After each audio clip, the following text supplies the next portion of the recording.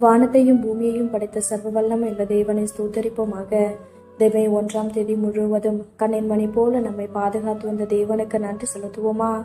கிருபையும் மகிமையும் நிறைந்த எங்கள் பரிசுத்தமுள்ள நல்ல தகப்பனே, ஸ்தோத்தரிக்கிறோம், துதிக்கிறோம் ராஜா. இரவு நேரத்திலும் உம்மை நோக்கி பார்க்கக்கூடிய கிருபை கொடுத்ததற்காக நன்றி தகப்பனே.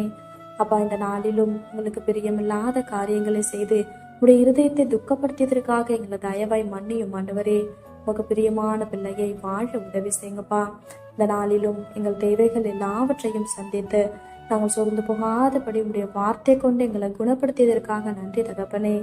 ஆண்டவரே, இந்த நாளிலும் நாங்கள் மற்றவங்களை குற்றப்படுத்தும்படியா பேசினதற்காக எங்களை தயவா மன்னிச்சிருங்க இசப்பா. ஒருவரையும் குற்றவாளிகள் என்று தீர்க்காதிருங்கள், அப்பொழுது நீங்களும் குற்றவாளிகள் என்று தீர்க்கப்படாதிருப்பீர்கள்னு சொல்லியிருக்கீங்களா ஆண்டவரே. அப்பா, உங்க வார்த்தைக்கு கீழ்ப்படிந்து வாழ உதவி செய்யுங்கப்பா. உண்மை போல எல்லாரையும் நேசிக்கவும் எல்லாரிடத்திலும் தாழ்மையாய் நடந்து கொள்ளவும் நீர் கற்று தருவீராக. இரவு நேரத்தில் ஜெபிக்கிற ஒவ்வொருவரையும் ஆசிர்வதிங்கப்பா. அவர்கள் குடும்பங்களையும் நீர் பாதுகாத்து வழிநடத்தும். எங்கள் ஆவி, ஆத்துமா, சரீரம் முழுவதையும் உடைய கருத்துல கொடுக்கிறோம். நீர் பொறுப்படுத்தி நீர் வழிநடத்தும்.